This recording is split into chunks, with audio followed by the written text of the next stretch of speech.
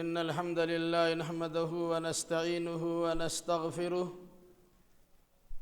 ونعوذ بالله من شرور أنفسنا ومن سيئات أعمالنا من يهده الله فلا مضل له ومن يضلل فلا هادي له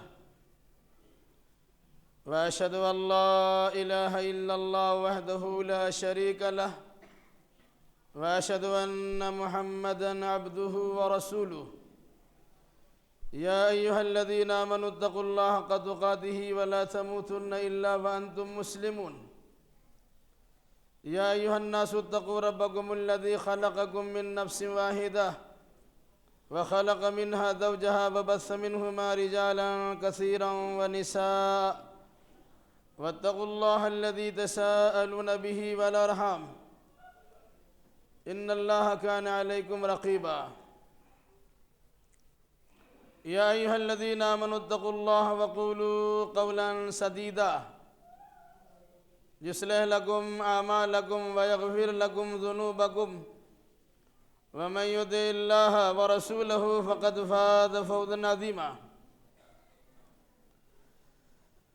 أما بعد فإن خير الحديث كتاب الله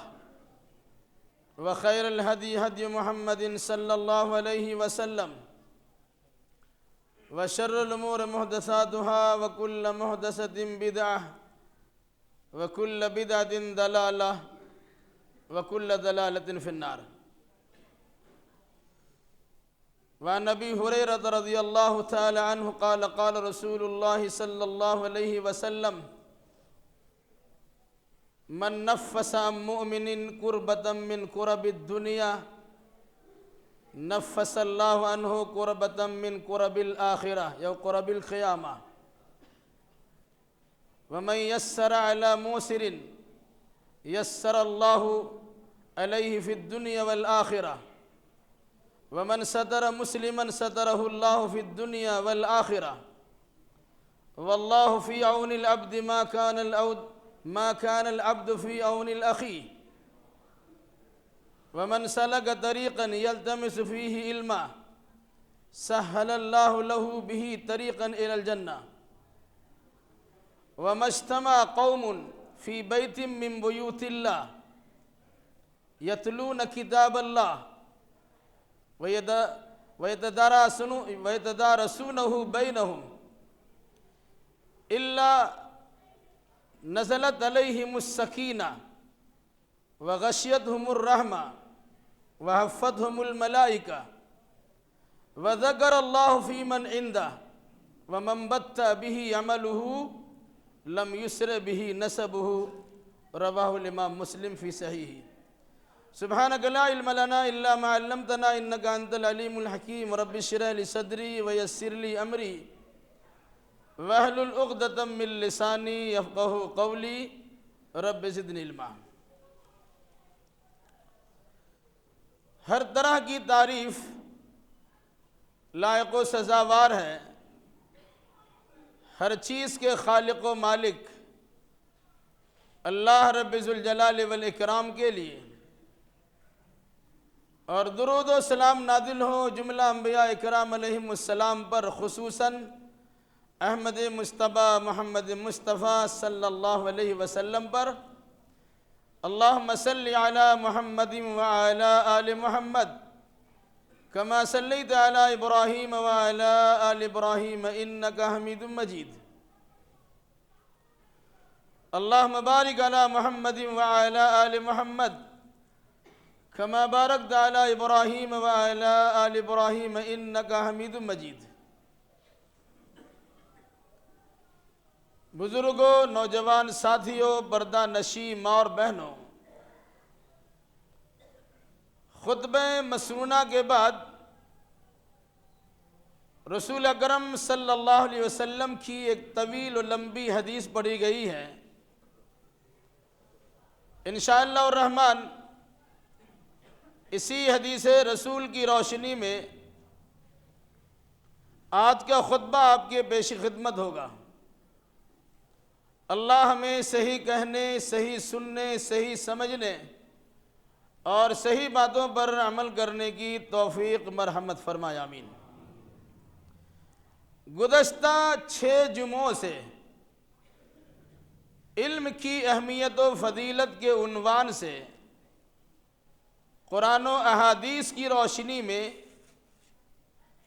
بہت ساری باتیں آپ سماعت کر چکے ہیں اور کرتے آ رہے ہیں۔ اسی علم کی فضیلت پر مشتمل، میں بند کیجئے نہ، کیا تماشا کرتے ہیں؟ اسی علم کی فضیلت پر مشتمل ایک حدیث پڑھی گئی ہے۔ انشاءاللہ الرحمن اس حدیث کے مشمولات پر، اس کی تفصیلات پر بالکل ہی اختصار کے ساتھ آج کی اس خطبے میں باتیں رکھی جائیں گی۔ ویسے جو حدیث آپ کے سامنے پڑھی گئی ہے، اس میں بطور خاص 7 مضامین کا احاطہ کیا گیا ہے اور 7 چیزوں کی جانب توجہات مبذول کرائی گئی ہے۔ ہر شق، ہر جملہ یا ہر حصہ پر الگ الگ خطبہ ہو سکتا ہے اور انشاءاللہ آئندہ کبھی دیا جائے گا، لیکن آج کے اس خطبے میں اس پوری حدیث پر ہلکا سا تبصرہ اور تذکرہ پیش خدمت ہوگا۔ سیدنا ابو ہریرہ رضی اللہ تعالی عنہ ایک صحابی رسول ہیں جنہوں نے سب سے زیادہ حدیث رسول کی روایت کی ہے۔ سن 7 ہجری میں انہوں نے ایمان قبول کیا۔ 3 ساڑھے 3 سال تک صرف رسول اکرم صلی اللہ علیہ وسلم کی صحبت میں یہ رہے، لیکن انہوں نے احادیث کو یاد کیا اور اسے بیان کیا۔ خود انہوں نے اللہ کے نبی صلی اللہ علیہ وسلم سے دعا کی درخواست کی تھی کہ یا رسول اللہ مجھے ایسی دعا مرحمت فرما دیجئے کہ میں سنوں تو یاد ہی ہو جائے۔ تو آپ نے کہا کپڑا بڑھاؤ، اس طرح انہوں نے کیا اور پھر اللہ کے نبی صلی اللہ علیہ وسلم نے دعا دی، اس کے بعد وہ سنتے تھے سب یاد ہو جاتا تھا۔ دیگر صحابہ کرام حدیثوں کو لکھتے تھے اور حضرت ابو ہریرہ صرف سن کر یاد کر لیا کرتے تھے۔ تو بے شمار روایتوں کے راوی ابو ہریرہ رضی اللہ تعالیٰ عنہ ہے۔ اس حدیث کو انہوں نے روایت کی ہے، فرماتے ہیں کہ قال قال رسول اللہ صلی اللہ علیہ وسلم، کہ اللہ کے نبی صلی اللہ علیہ وسلم نے ارشاد فرمایا، من نفس عن مومن کربۃ من کرب الدنیا نفس اللہ عنہ کربۃ من کرب یوم القیامہ۔ ایک حصہ یہ ہے کہ جو انسان کسی مومن و مسلمان کی کسی پریشانی کو کم کرتا ہے یا ختم کر دیتا ہے، دور کر دیتا ہے اس کی پریشانی اور اس کی مشکلات کو، دنیا کی پریشانی کو کوئی مسلمان کسی مسلمان کی دنیاوی پریشانی کو دور کرتا ہے تو اللہ تعالیٰ اس دور کرنے والے انسان کی قیامت کے دن کی پریشانی کو دور فرما دے گا۔ ایک حصہ یہ ہے۔ دوسرا حصہ ہے من یسر علی موسر یسر اللہ علیہ فی الدنیا والآخرہ۔ جو انسان کسی تنگ دست پر آسانی کا معاملہ کرتا ہے تو اللہ تعالیٰ اس کے اوپر دنیا اور آخرت دونوں میں آسانی کا معاملہ فرمائے گا۔ تیسرا حصہ ہے من ستر مسلما ستر اللہ فی الدنیا والآخرہ۔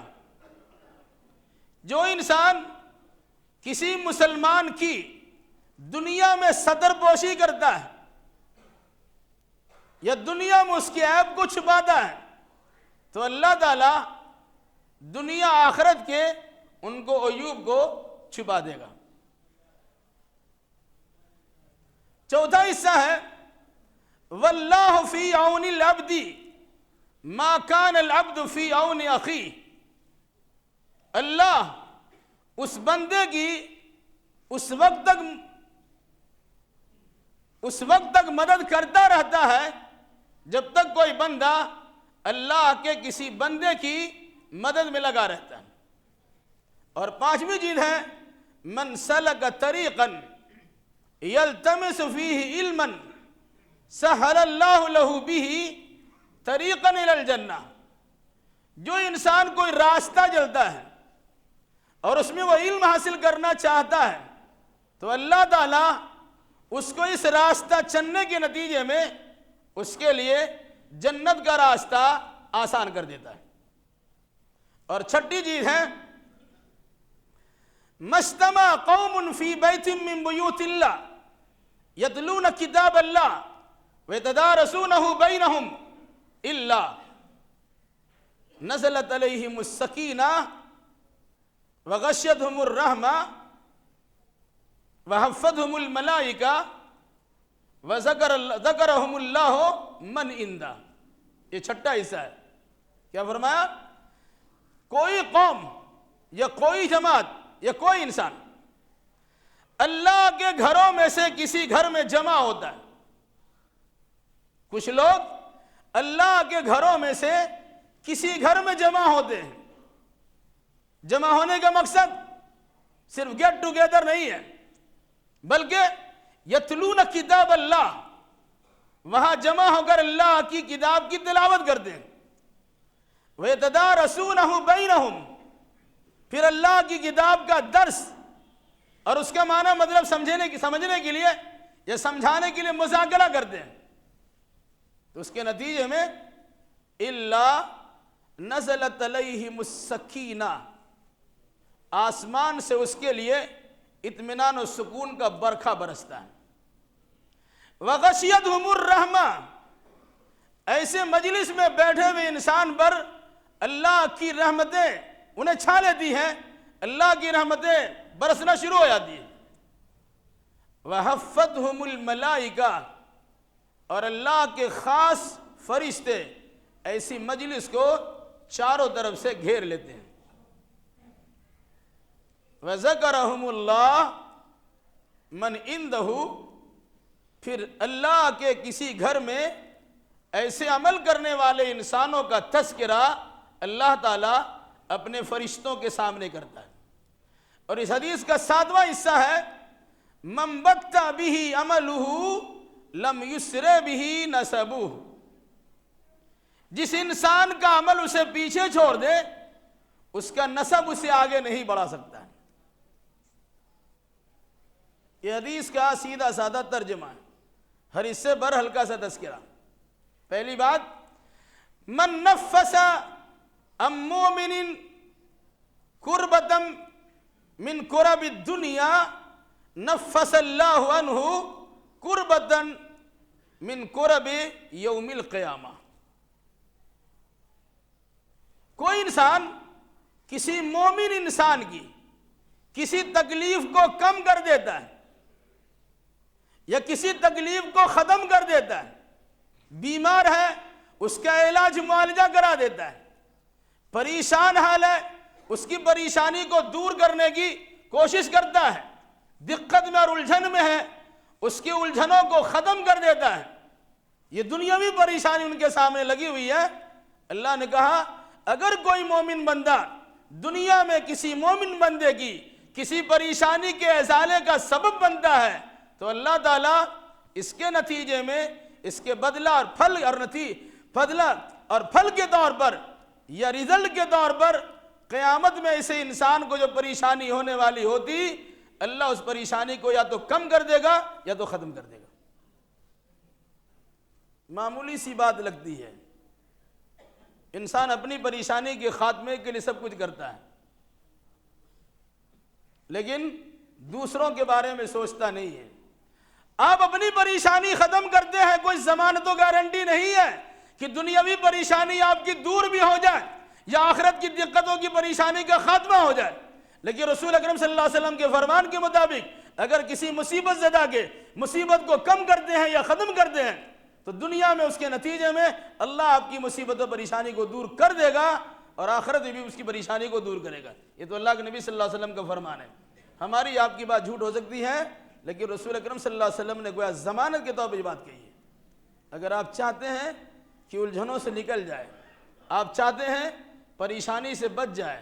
آپ چاہتے ہیں گھریلو مسائل آپ کے ختم ہو جائے، اگر آپ چاہتے ہیں سماجی اعتبار سے جو دقتیں ہیں اس کا خاتمہ ہو جائے، آپ چاہتے ہیں کہ کاروباری اعتبار سے جو الجھنیں اور بحرانی کیفیت ہے اسے دور کر دیا جائے، تو کبھی ان لوگوں کے حال کا جائزہ لیجئے جو آپ سے کمتر ہے اور کسی مصیبت میں اور کسی پریشانی سے دوچار ہے۔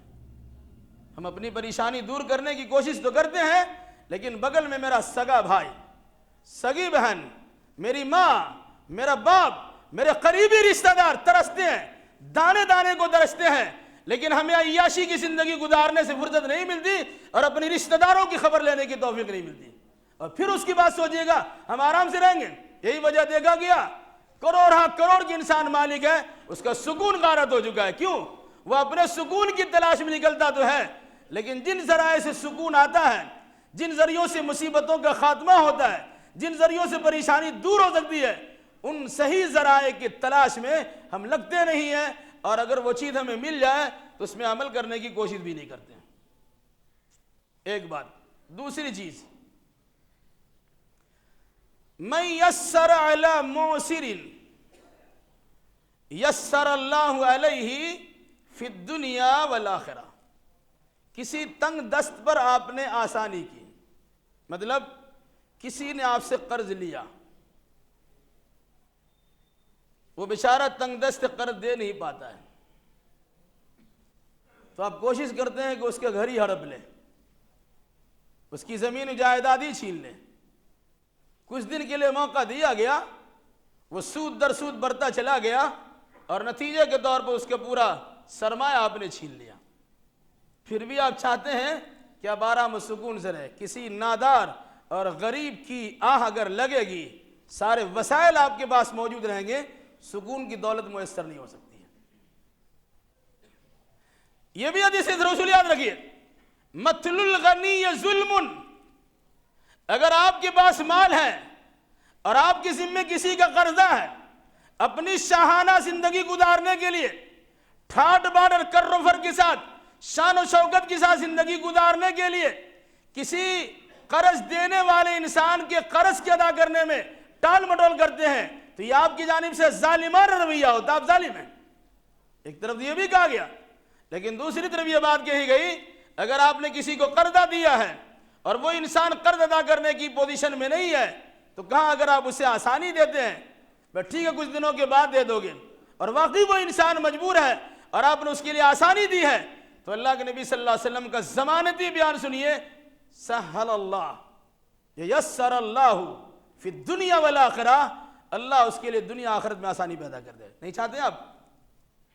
آپ اپنے اعتبار سے آسانی چاہتے ہیں، لیکن جو دوا بتلائی گئی، جو نسخہ بتلایا گیا، جو طریقہ کار بتلائے گئے، جو اسباب وسائل اختیار کرنے کی تاکید کی گئی، ہم اسے اپناتے نہیں ہیں، لیکن اپنے بلبوتے پر اپنے مشکلات کو حل کرنے اور اپنی پریشانی کو دور کرنے اور ساتھ ساتھ اپنے اوپر آسانی پیدا کرنے کی کوشش تو کرتے ہیں، لیکن طریقہ نبوی کے مطابق کرنے کی کوشش نہیں کرتے۔ یہی وجہ ہے کہ پریشانی بڑھی ہوئی ہے۔ تو اگر کسی قرضدار نے آپ سے قرض لیا اور وہ انسان دے نہیں پاتا ہے، تو حدیث رسول کے مطابق اسے کچھ مہلت دیجیے اور مہلت دیجیے، اور اگر اللہ نے وسائل دیا ہے تو اسے چھوڑ بھی دیجیے۔ بلکہ یہاں تک حدیث قرآن کی آیت کی روشنی میں، اگر کوئی انسان مقروض ہے، وہ قرض دے نہیں سکتا، ادا نہیں کر پاتا، اس کے پاس ایسے وسائل نہیں ہیں، وہ زکوٰۃ لینے کے حقدار ہے، تو آپ زکوٰۃ کی رقم سے بھی اس کے قرض کو ادا کر سکتے ہیں۔ جس اسلام نے یہ تعلیم دی ہے، اس کا حال یہ ہے کہ ہم اس کے ماننے والے ہونے کے، دعوے دار ہونے کے باوجود ایسے قرض داروں کے خلاف اس طرح شکنجہ کستے ہیں کہ وہ بیچارہ خودکشی کرنے پر مجبور ہو جاتا ہے۔ لا حول ولا قوت الا باللہ۔ اور تیسری چیز آئیے، من ستر مسلما سترہ اللہ فی الدنیا والآخرہ۔ اگر کوئی مسلمان کسی مسلمان کو کپڑا پہناتا ہے، سترہ مطلب کپڑا پہنانا، ستر پوشی کرانا، ابھی سردی کا زمانہ ہے، کمبل دے دیا، سوٹر دے دیا، گرم کپڑا دے دیا، عام دنوں میں کپڑا دیا، تو اگر کسی آدمی نے کسی آدمی کو کپڑا پہنایا، اللہ کے نبی فرماتے ہیں سترہ اللہ فی الدنیا والآخرہ، ایک عام انسان کو دنیا میں آپ نے کپڑا پہنایا ہے، اس کے بالمقابل اللہ آپ کو دنیا میں بھی کپڑا پہنائے گا اور قیامت میں بھی کپڑا پہنائے گا۔ کیا آپ نہیں چاہتے جنتی جوڑا ملے آپ کو؟ کیا نہیں چاہتے کہ جنتی لباس فاخر آپ کو میسر ہو جائے؟ لیکن ہم اپنے جسم پر بہترین سے بہترین کپڑا پہننا گوارا کرتے ہیں، اس کے لیے جتن بھی کرتے ہیں، لیکن ہمارے پڑوس میں وہ انسان جو بالکل غریب و نادار دکھتے بھی ہیں اور حالات بھی ان کے ایسے ہیں، ہم ان کی کوئی فکر بھی نہیں کرتے۔ تو کہا اگر کوئی انسان کسی مسلمان کو کپڑا پہناتا ہے تو اللہ تبارک و تعالیٰ ایسے انسان کو دنیا میں کپڑا پہنائے گا اور آخرت میں کپڑا پہنائے گا۔ اور دوسرا معنی کیا گیا من ستر مسلما سترہ اللہ فی الدنیا والآخرہ، جو انسان کسی مسلمان کی دنیا میں عیب پوشی کرتا ہے، اس کی عیب کو چھپا دیتا ہے، اس کے اندر کوئی خرابی ہے اس کا تذکرہ نہیں کرتا ہے بلکہ نظر انداز کر دیتا، آنکھ بند کر کے نکل جاتا ہے، اس کی برائی کا کسی کے سامنے تذکرہ نہیں کرتا ہے، تو اللہ کے نبی نے فرمایا کون انسان ایسا ہے جس کے اندر عیب نہ ہو، دنیاوی عیب ہو کہ اخروی عیب ہو، اللہ تبارک و تعالیٰ اس عیب چھپانے کے نتیجے میں دنیاوی عیب بھی ان کے چھپاتے ہیں اور اخروی عیب اور اس کی خرابی کو بھی اللہ تبارک و تعالیٰ چھپا دیتا ہے۔ آج کہتے ہیں جیسے کو تیسا، بدلہ انسان کو ہاتھوں ہاتھ ملتا ہے لیکن شاید اسے شعور نہیں ہوتا، ادراک نہیں ہوتا، وہ سمجھ نہیں پاتے۔ آپ نے اگر بڑی عیاری اور مکاری سے کسی کا قریب ہو کر کسی کی عیب جوئی کی اور پھر اس کے بعد بڑی چاہت کے ساتھ کسی دوسرے کے سامنے بیان کرنا شروع کیا، اور ایسے بیمار طبیعت کے لوگ بے شمار آپ کو ملیں گے، کسی کی تعریف انہیں پسند نہیں ہے، کیا ہر وقت تعریف کرتے رہتے ہو، لیکن ہلکا سا شوشہ چھوڑیے، اس کی کسی برائی کا تذکرہ کیجئے، ایسا لگتا ہے اس کے پاس کوئی کام کاج نہیں ہے، سارا کام کاج چھوڑ کے بیٹھ جائیں گے، وہ ناشتے کی دعوت بھی دیں گے، کھلانے پلانے کے لیے بلائیں گے، وقت نکال کر کے ان کے عیوب کو سنیں گے، کیا کیا ہے ذرا بتلاؤ، اور اس کے بعد آپ سوچئے گا کہ آپ کا عیب چھپا رہے گا۔ یقین جانیے جو جیسا کرتا ویسا پاتا ہے، آپ نے اگر کسی کے عیب کو چھپایا نہیں، ظاہر کیا، تو اللہ تبارک و تعالیٰ بھی آپ کے عیب کو چھپنے نہیں دے گا، دنیا میں ظاہر کرے گا اور مرنے کے بعد بھی ظاہر ہوتا ہے۔ ایسے لوگ بہت سے ملیں گے آپ کو کہ جس کی گھٹی میں یہ بات ملائی گئی ہے، کنفسکی کرنا، غیبت و چغلی کرنا، بہتان ترازی کرنا، الزام بازی کرنا، یہ ان کی فطرت ثانیہ ہے۔ وہ پنج وقتہ نماز بھی پڑھتے ہوں گے، قرآن کی تلاوت بھی کرتے ہوں گے، اور اس کے علاوہ ذکر و اذکار بھی کرتے ہیں، دعا مناجات بھی کرتے ہیں، عمرہ حج پر حج کرتے بھی چلے جاتے ہیں، لیکن ان کی صورتحال کیا ہے؟ وہ جہاں کسی جگہ پہ بیٹھے اور کسی کے مخالف کا کچھ وہاں مخالفین کی کچھ لوگ تیار مل گئے، پھر سلسلہ ان کا شروع ہوتا ہے تو گھنٹوں اس میں بڑی چاہت کے ساتھ اور بڑے مزے کے ساتھ اس کا تذکرہ کرتے ہیں، لیکن وہ بھول جاتے ہیں